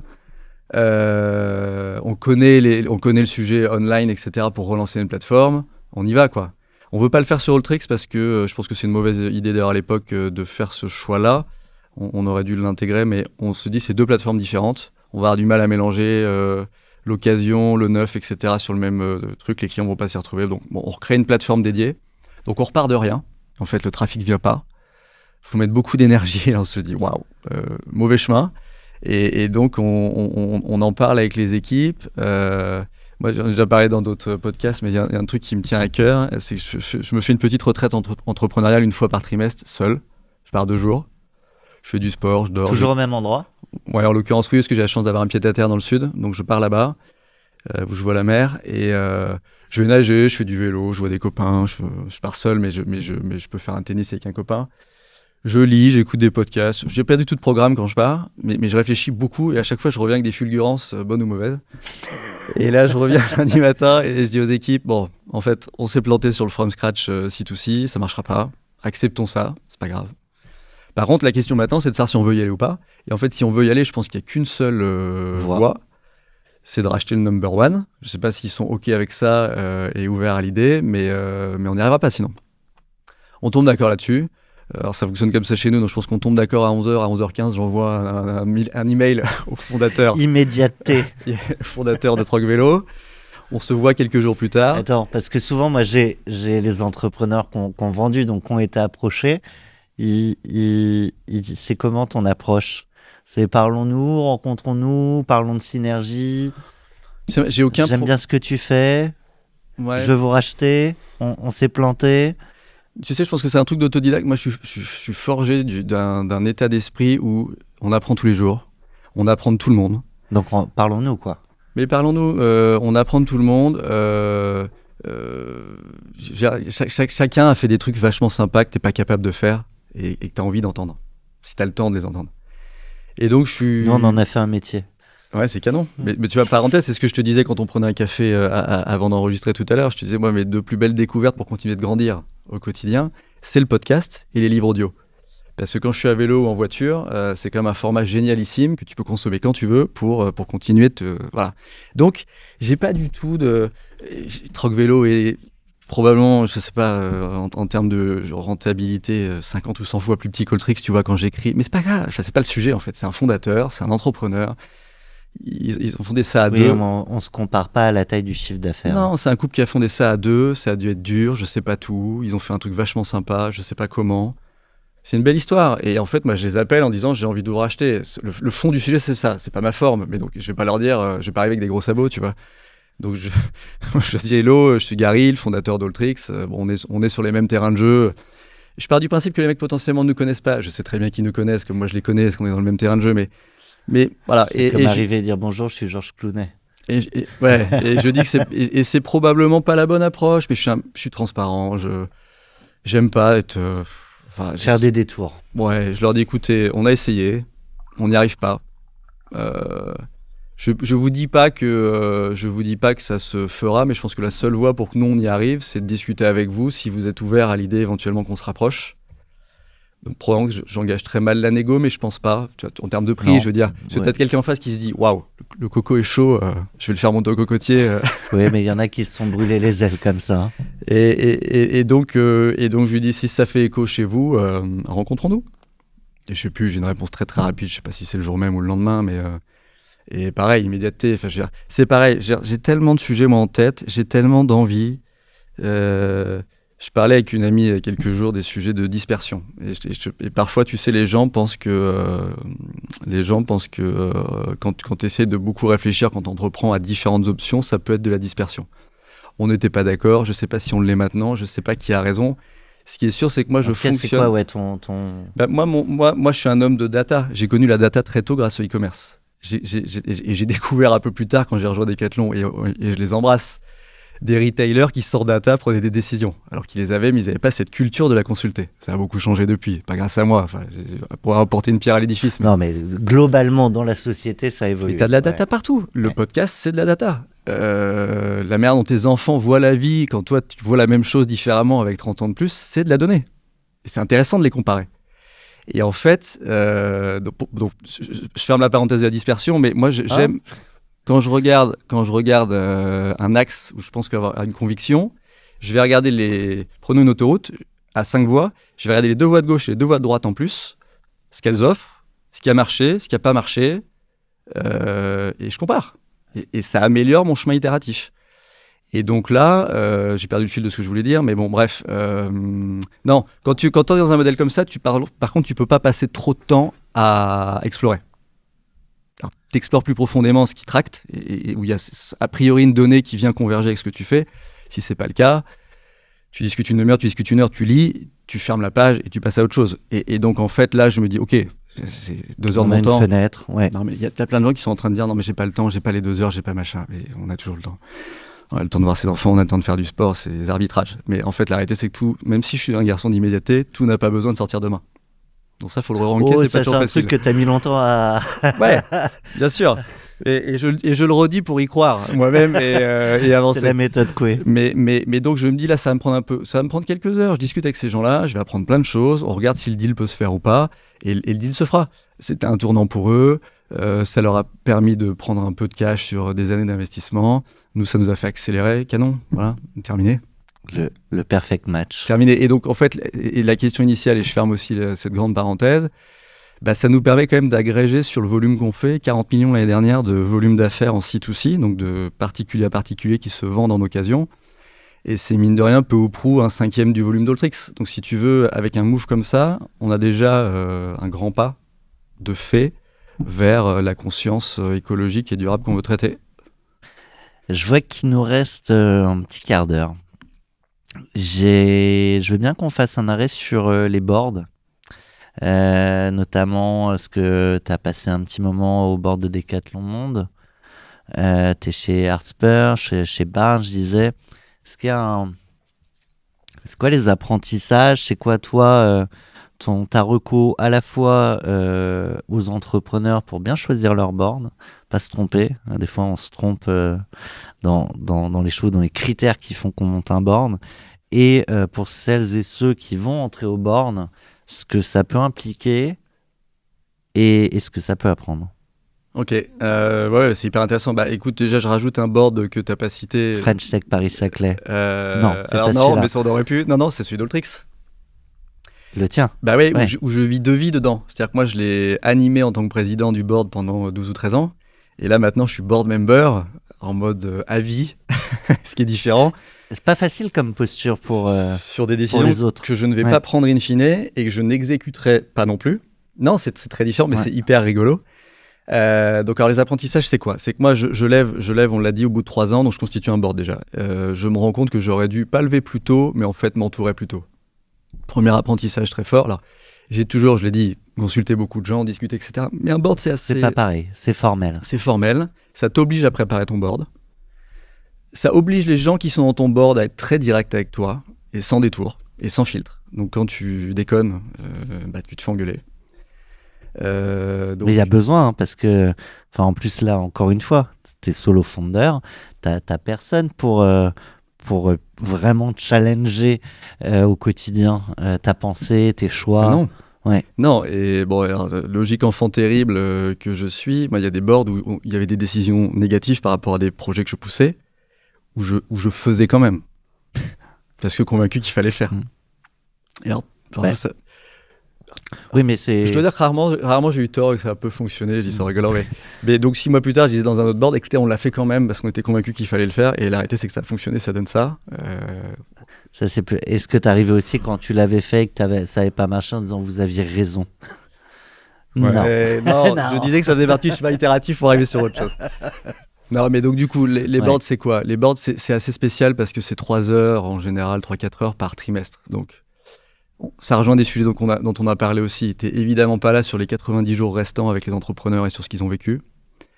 Toi, tu as vu des choses sur ce qu'ils font dans les RP, sur les réseaux, sur leurs produits. J'entends produits, plateformes web, apps, etc. existants. Tu les interprètes à ta manière, c'est pas forcément la manière dont tu vas les interpréter. Donc, t'as déjà un exercice qui pour moi est pas simple parce que je dis très vite ce que je pense. C'est-à-dire que je ne réfléchis pas, mais je gagne du temps. C'est-à-dire que Puis au pire, tu vas construire la pensée en puis au pire, la posant. Au pire, ça déplaît, mais j'aime gagner du temps. C'est-à-dire, je pense quelque chose de quelqu'un, en particulier, je lui dis, même si ça brûle des étapes, mais ça m'en fait gagner potentiellement et il ou elle aussi. Bon, voilà. Dans un board, c'est compliqué parce qu'en fait, tu as besoin quand même de beaucoup consulter la data, de beaucoup écouter les entrepreneurs et de pas trop les puncher bêtement ou à tort sur un truc où c'était pas nécessaire parce que t'es vulnérable quand t'es dans un board. Tu t'es arraché pendant 3 mois, t'arrives crevé à ton board, t'es en face de gens que t'as fait rentrer, donc a priori t'as envie de les écouter, c'est des repères pour toi, ils t'épaulent. T'as pas envie de te faire défoncer. Oui, mais après, je fais jamais, si c'est juste pour avoir des gens qui disent c'est bien, non, mais ça n'apporte rien. C'est pas ce que je dis, mais je dis que c'est un exercice qui est pas facile parce qu'il faut que tu sois juste précis. Ouais, dosé.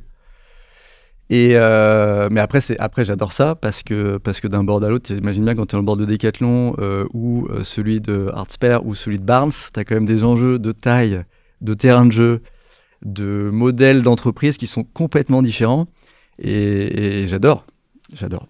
Mais du coup, quand tu arrives toi au board, on vient te chercher pour toute ta trajectoire digitale, e-commerce ou simplement parce que en tant qu'entrepreneur, tu peux avoir une façon de penser, d'appréhender des problématiques qui fait qu'indépendamment du pur sujet technique digital, en fait, il y a beaucoup à les tirer. Je pense qu'il y a 2 approches. Soit c'est effectivement purement skills digital, e-commerce, supply et logistique. Tout ça va ensemble. Ça va ensemble. Ou, et c'est le cas de ma présence pour Barnes et Decathlon Italie par exemple, ou un enjeu de transfo digital beaucoup plus large. C'est-à-dire qu'est-ce que la tech, le online, la data, peut-être les 3 trucs qui vont bien ensemble, peut apporter et réinventer à notre business de demain. Donc ça, c'est le premier bloc. Et je pense que le second, c'est d'avoir un pur entrepreneur qui a tout connu. C'est un peu exagéré de dire ça, mais on connaît jamais tout, mais t'as envie des choses. Les galères et le reste, lever des fonds, avoir des boards, planter des projets, avoir des recrutements difficiles. Vendre une boîte, en racheter. Vendre une boîte, gérer un groupe. Ouais. Et c'est marrant, tu as un Decathlon qui est un groupe de 100 000 personnes, c'est ces 2 trucs-là qui les ont animés quand ils m'ont fait rentrer dans le board. C'est décloisonner, je pense, des approches d'un grand groupe mais là, pourquoi vous réfléchissez comme ça, on bootstrap, on fait le truc, on essaye, on verra après ce que ça donne. Bah ouais, mais non, il faut prévenir machin, il faut faire, non mais arrêtez, on fait ça, donc ça, je crois qu'ils auraient adoré. Et le deuxième truc, c'était la transfo digitale, ouais. Un mot sur ta casquette d'investisseur, 55 boîtes. On passe pas évidemment du temps réellement dans les 55 boîtes. Malheureusement. On aimerait peut-être bien, mais de toute façon, à un moment, le temps, il est pas extensible. C'est quoi je sais pas si c'est une thèse, c'est un grand mot. T'es pas non plus un fonds d'investissement, mais t'as peut-être ta thèse un peu personnelle, ou en tout cas le truc qui te fait basculer, dire j'y vais, au-delà du fait que t'as sûrement investi dans des boîtes de copains, comme beaucoup d'entrepreneurs, mais c'est peut-être pas les 55 boîtes. Non. Je pense que les boîtes de copains, je t'ai dit, j'ai un rapport à l'humain de façon qui est assez particulier, donc ils sont tous devenus copains, je pense, mais c'est dans le sens. Je pense que j'ai jamais investi dans une boîte de copains parce que c'était un copain ou copine. C'est assez différent, tu vois ce que je veux dire ? T'as raison. Et je pense parce que j'essaie d'être un bon ami, je n'ai parfois pas investi dans des dossiers de copains. Parce que j'avais rien à apporter. Oui, ou parce que le truc tel qu'il était setupé, tu voyais pas la fameuse me parlait pas complètement, et je le disais. Et là aussi, il faut doser et avoir les bons mots. En fait, j'ai pas ouais, mais juste là-dessus, il n'y a pas de retour de feedback négatif qui est mauvais s'il est expliqué. Bien sûr. Ouais. Ah ouais. Non, bien sûr, complètement d'accord. J'ai pas de thèse. J'ai un deal flow qui est très teinté sport et tech. Et en tout dossier confondu, je reçois 3 à 5 decks par jour. Ce qui est monstrueux à mon échelle de structuration déstructurée. C'est-à-dire, je me suis fait un petit process de questions clés. Je suis capable de recouper avec des copains sur la qualité d'un dossier, y compris des fonds, etc., des banques de M&A. Mais je n'ai pas de structure. Enfin, j'ai une structure dédiée avec laquelle j'investis, mais j'ai pas de staff, j'ai jamais eu de formation par rapport à ça. Donc ma thèse, c'est quoi ? C'est très bateau. Enfin, en tout cas, je pense qu'on est beaucoup à fonctionner comme ça. C'est le fit avec l'équipe. évidemment. L'équipe. Bah ouais. C'est la manière dont ils réfléchissent quand ils sont face à des murs ou bloqués dans un coin. Parce qu'une boîte, c'est des pivots. Mais je pense qu'il n'y a pas de boîte qui pivote pas. Donc c'est des gens malins. Bah, c'est des gens malins. C'est des gens qui sont courageux. C'est des gens qui écoutent. Ce sont des gens qui fédèrent. Ce sont des gens souvent qui arrivent sur des marchés. Moi, c'est ça qui me fait le plus rire, qui ne connaissent pas forcément. Et c'est pour ça qu'ils vont être bons. Parce qu'ils n'ont pas ces... Les réflexes. On a toujours fait comme ça, bien. donc continuons. Ouais. Et le deuxième... le deuxième sujet, j'allais dire, c'est souvent des approches très pragmatiques, si tu veux. Alltrix, c'est le parfait exemple, c'est pas un business qui est rocket science. C'est un business d'exécution. Et donc ça, on en parle souvent aussi. Mais moi, j'ai investi dans de l'IA, des trucs comme ça, et je comprends, et ça m'intéresse, mais il y a des trucs parfois qui sont bêtes et méchants, où les mecs te disent « Non mais attendez, on révolutionne rien, on va juste essayer de le faire mieux que ce qui a été fait, ou le réinventer de cette manière-là, en faisant ceci et cela. » Et si c'est clair. Basta. On a quelques rubriques incontournables, notamment moi président, mais je sais que tu n'avais pas envie d'y aller, donc je vais pas te l'imposer. C'est un exercice qui est particulier, je trouve. De prendre le pouvoir d'une population. Alors, si tu veux, je réponds à cette question, je te fais 2 messages très rapides. Un, moi, si je pouvais peut-être apporter un truc très modestement, c'est que... Tu veux parler de la France ? Ouais. Alors attends, on sait qu'on a des équipes, dit qu'on le faisait simple. On a des équipes qui font des super sound design.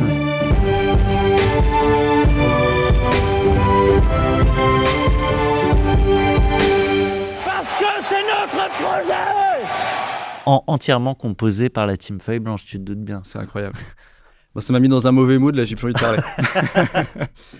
Non, moi, ce qui me sidère en France, j'ai pas du tout de... Puis, sur le sujet, le politique est tellement compliqué en ce moment que je m'aventurerai pas là-dessus, mais moi, ce qui me sidère, c'est qu'aujourd'hui, dans le quotidien, on fait des virements, on fait une tonne de trucs en Face ID.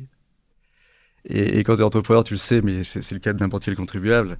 Tu as besoin d'ouvrir un nouveau truc sur un portail d'impôt, tu reçois un courrier au bout de 3 jours, il faut saisir un code, machin. Il faut retrouver le code que tu avais mis. Ouais. Oh là là, ça me donne des bouffées de... Je suis pas du tout comme ça, mais c'est pour imager d'angoisse quand je vois ces trucs-là en me disant mais comment on a pu en arriver là ? C'est la plus grande entreprise de France, la France. Et en fait, je dis pas que les entrepreneurs devraient diriger la France, c'est pas du tout mon sujet. Je pense que ces métiers sont tellement différents que c'est probablement pas une bonne chose, mais en fait, je pense que le monde de l'entreprise a tellement de choses à inspirer à l'organisation, tu vois, de la France sur ces sujets-là. Je comprends pas qu'on en soit encore à ce stade-là, quoi. C'est que les mammouths, ça prend du temps à avancer souvent. Ah ouais. Bon, et le deuxième point, là, c'est plus je me fais juste à l'échelle de 40 nuances de Next, qui est un grand porte-voix, un tout petit porte-voix d'un monsieur que j'adore, qui a été un de mes investisseurs, que j'ai rencontré dans un endroit assez particulier, parce qu'on s'est rencontré dans un sous-marin. Ah oui, c'est rare. Qui s'appelle Olivier Goua. Ah mais oui. Fondateur d'October. Ouais, et en fait on a un ami en commun qui est réserviste de la marine et qui nous avait invité un jour en visite, et je rencontre Olivier dans un sous-marin. Et j'adore ce type. Et donc je vais refaire le ping-pong avec nos sujets d'entrée. J'ai beaucoup côtoyé le monde du handicap. Le handicap, c'est très différent. Pour que tout le monde s'y connaisse pas Olivier. Olivier atteint de la maladie de Charcot. Ouais, depuis 4 ans, je pense maintenant. 4 ans. Et un très beau film aussi qui doit être encore sur Canal, Invincible été, qui suit qui se trouve ailleurs, son combat. Aussi. Ouais. Et t'es en train de dire de pirater là? Non. Non, j'avais fait. Écoute, c'est probablement pas grâce à moi, mais ça m'avait fait sourire. Je fais une story un jour en étant dans un avion, en taguant Olivier et en disant incroyable que Invincibilité ne soit toujours pas dans les propositions des avions sur les longs trajets. Quelques mois plus tard, ça y était. Je pense qu'il n'y a aucun. Olivier avait repartagé ma story, mais je pense que ça n'a aucun rapport. Mais non, donc dès qu'on le trouve ailleurs. Excuse-moi. Il faut évidemment pas pirater. Fin de parenthèse. Et donc Olivier, ton rapport non, au mais handicap. j'ai eu ce rapport. Moi, j'ai été handicapé parce que j'étais en chaise pendant quelques mois il y a 20 ans. Donc évidemment, c'est cool quand tu vas au McDo à la Fnac parce que tu fais pas la queue. La réalité, c'est que le reste du temps, c'est quand même très compliqué sur plein de sujets. Heureusement, en 20 ans, ça s'est quand même grandement amélioré, mais c'est quand même très loin encore, je pense, de l'idéal. Et Olivier, qui est quand même extraordinaire pour ceux qui le connaissent pas encore, à découvrir pour ceux qui le connaissent. Il avait fait un super. Il est venu chez nous évidemment, mais il avait fait un super épisode chez Mathieu Stéphanie. Et qui est un personnage qui ne marche plus maintenant et qui est pourtant debout tous les jours à dire ce qu'il pense. Il porte sa voix très haut et fort alors qu'il ne parle plus non plus. Et je sais qu'il y a quelques mois, il disait, et il a raison, on n'a même pas un délégué ministériel ou un secrétaire, je pense, au handicap en France. Il faut quand même savoir qu'en France, il y a 9 millions, a priori, d'après les stats. Il y a 9 millions de personnes en situation de handicap. C'est juste un... Voilà. J'avais envie d'en parler parce que je connais ce monde-là, parce que Olivier me touche beaucoup, parce que c'est un vrai sujet. Et parce qu'il suffit même juste d'être maman avec une poussette ou papa avec une poussette dans le métro à Paris pour comprendre que c'est pas fait pour la mobilité. Ouais. On va se quitter. Déjà presque. Je sais pas si c'est une autre claque qui a partagé, parce que normalement c'est une rubrique, mais en même temps on en a traversé des claques ensemble. Là. Si on a une qui te revient, je lance. Et sinon je passe à la suite. Écoute, non, je pense qu'on a parlé beaucoup de claques déjà.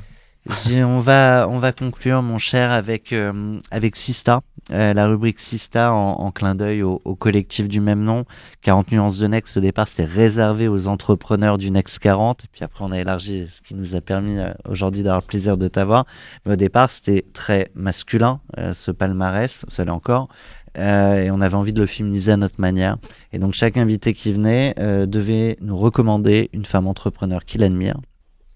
Et quand on avait l'occasion de le faire, on la reçoit ici, à cette place, à ce micro, et notamment avec une question qui lui sera adressée par celui ou celle qui nous l'a recommandé. Who's your choice? Il pourrait y en avoir plusieurs, et je le dis tout de suite, je pense à quelqu'un qui est dans mon écosystème entrepreneurial et pour à côté de laquelle j'ai investi sur son dernier projet, c'est Julia Bijawi. Ah bah oui. Et toute première invitée de 40 nuances de Next. Ah bah tu vois, je l'ai loupé celui-là, il faut que je l'écoute. Ça marche du coup? Écoute, c'était en plein confinement, donc le son était peut-être pas à la hauteur de ce qu'on fait aujourd'hui. Donc c'était Frischti. C'était Frischti à l'époque. Donc il faut la faire revenir. Absolument. Oui. Parce que c'est surtout la suite, moi, qui complètement dingue. Je trouve fascinant. Ouais. Donc Julia avec son. Je suis trop content. Super. Avec son mari Quentin, parce qu'ils entreprennent souvent ensemble.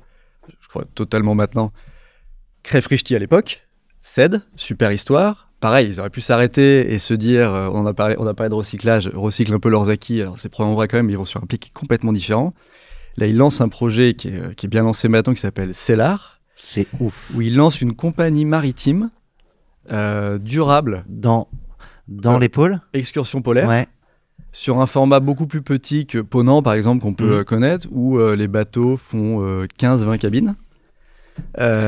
Complètement, enfin des technologies à l'intérieur complètement dingues. À l'intérieur et à l'extérieur, parce que je vous invite à aller voir sur Google Images, vous tapez bateau Cellar, t'as des voiles, donc ça ressemble à un bateau, sauf que ce sont des voiles solaires. Elles prennent probablement un peu le vent aussi, mais elles prennent surtout l'énergie solaire pour faire avancer le bateau. Ils n'ont jamais fait ça. C'est un trio de fondateurs où ils embarquent une commandante qui est extraordinaire aussi dans le projet, et je trouve ça génial. Ça appelle des capex qui sont monstrueux, donc c'est très osé. C'est ambitieux. Hein. C'est très ambitieux. Ils vont pas construire un bateau. Là, il y en a un qui va sortir sur l'eau prochainement, mais c'est plusieurs dans le modèle. Je trouve ça extraordinaire. Et j'ai hâte là de dire que tu l'as choisi. Quelle question tu as envie de lui poser? Alors vraiment, tu peux t'adresser directement à elle. On fera la capsule, on extraira ta question et sois un peu tricky. Vraiment un truc que tu as envie de savoir que tu lui as pas encore demandé. Là, j'ai posé une question, mais c'est toi qui me taraude un peu parfois.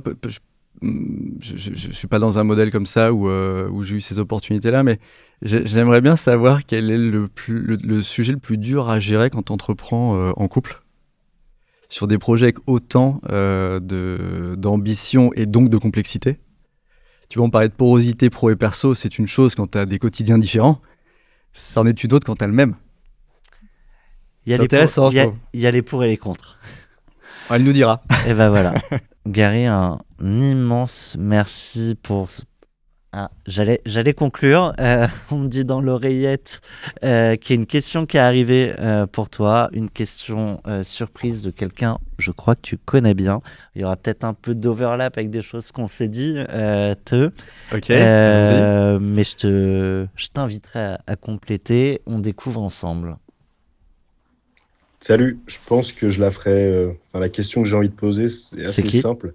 Avec tout ce qu'il a déjà connu. C'est Maël, un très bon ami entrepreneur. Aventure entrepreneuriale, souvent démarré de zéro d'ailleurs. On a tout monté. Là, quand on arrive à sa position et avec ses différents succès, c'est vrai qu'on se voit parfois peut-être moins redémarrer de zéro et de mettre les mains dans le cambouis. Donc déjà, une première, ce serait, est-ce qu'il se voit encore faire ça, avoir l'énergie de faire ça, ou est-ce qu'il avancerait sur un nouveau projet différemment, il débuterait différemment? Et ensuite, question un peu bateau, mais qu'est-ce qui aujourd'hui, encore une fois avec ses différents accomplissements, l'exciterait? Qu'est-ce qui l'animerait? Qu'est-ce qui l'inspirerait? Qu'est-ce qui ferait qu'il aurait cette détermination, cette hargne qu'il a toujours eue pour aller chercher plus haut et atteindre ses différents objectifs? Qu'est-ce qui le ferait lever le matin avec cette énergie débordante qu'on lui connaît? Voilà. Donc je dirais ces deux points-là. La première question, ce serait comment est-ce qu'il redémarrerait un projet? Est-ce qu'il le ferait seul, from scratch, très accompagné, avec d'ores et déjà beaucoup d'investissement, parce qu'il n'a plus le même âge et peut-être aussi plus d'expérience? Et ensuite, qu'est-ce qui l'exciterait un max? Est-ce que ce serait le projet? Est-ce que ce serait l'envergure du projet? Est-ce que ce serait la thématique? Est-ce que ce serait avec qui il le ferait? Voilà. Il y a évidemment des choses qu'on a en partie abordées, mais je suis persuadé qu'avec le niveau et la granularité qu'il a mis dans ces questions, tu peux compléter pas mal. Ouais. Non, mais je pense qu'effectivement, c'est assez amusant. On a presque traité la réponse parfaitement un peu plus tôt, mais je vais la tourner différemment. Donc, c'est Maël, c'est un très bon ami à moi qui est entrepreneur dans le marché de la formation, avec qui on ping-pong sur pas mal de sujets souvent. Écoute, la première question, il l'a tournée d'une manière un peu différente sur le premier G. C'était, est-ce qu'il aurait encore l'énergie? Ouais. Il n'a plus le même âge. Et en fait, je vais faire une réponse qui est assez évidente. C'est-à-dire que j'ai la chance maintenant d'avoir plus d'expérience, plus de réseau, plus de moyens. Donc, le seul truc qui pourrait me manquer pour lancer quelque chose, c'est l'énergie. Donc, évidemment, je l'ai parce que c'est le seul truc dont j'ai besoin là. Et moi, c'est une vraie flamme pour moi. C'est ce que dit Maël à la fin, qui me connaît très bien en disant l'énergie débordante. Moi, j'ai besoin d'être occupé pour décharger tout ce que j'ai à envoyer.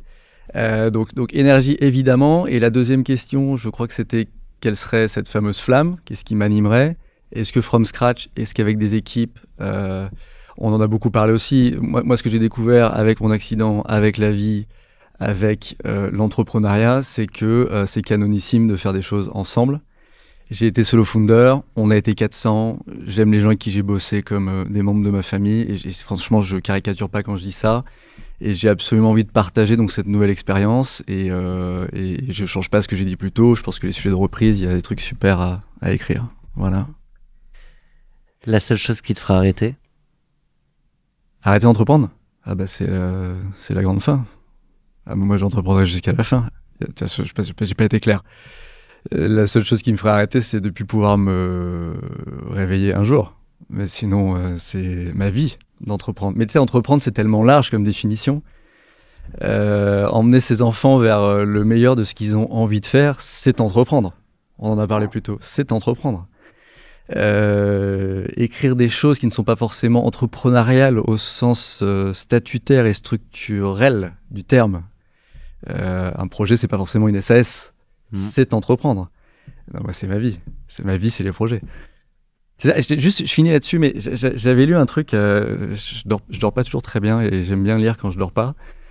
J'avais lu, je suis pas du tout d'un terrain dépressif, moi, mais un mec disait un jour, la fin des projets, la fin des visions, c'est le début de la dépression. C'est souvent la voie de rampement, de lancement vers la vraie fin. Et je ne connais pas ces états-là, même si on en a parlé, le deuil c'est un truc très particulier, mais la dépression c'est souvent un truc où tu comprends pas ce qui se passe. Moi je savais pourquoi j'étais pas très bien, mais là c'est vrai que moi ce qui me tire et ce qui m'emmène, c'est d'avoir envie de faire ceci, d'avoir faire ça, de le faire avec ces gens-là. Donc quand j'aurai plus ça, je serai vraiment très très mal, donc ça n'arrivera pas. Merci beaucoup. Moi, la seule chose qui mettra fin, en tout cas à notre échange, c'est ce jingle. Merci beaucoup, Gary. Merci. Feuille blanche.